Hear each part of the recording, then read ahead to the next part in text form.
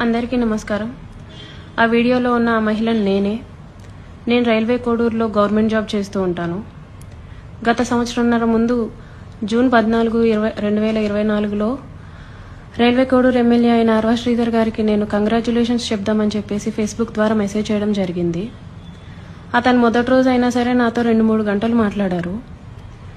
లాస్ట్లో అతని నెంబర్ నాకు ఇచ్చి నా నెంబర్ అతను తీసుకున్నారు. టెలిగ్రామ్ అనే యాప్లో నాకు మెసేజ్ చేశారు.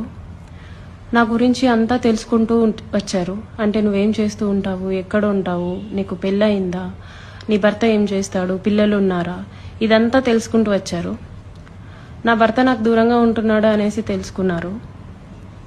నేను నా బాబుతో ఉంటాననేసి నేను చెప్పాను. అలా అనుకోవద్దు, నువ్వేం ఒంటరివి కాదు, నీకు నేనున్నాను, ఎటువంటి సిచ్యువేషన్ అయినా సరే నేను నీకు ఉంటాను అని చెప్పేసి నెక్స్ట్ డే నుంచే నాకు అటువంటి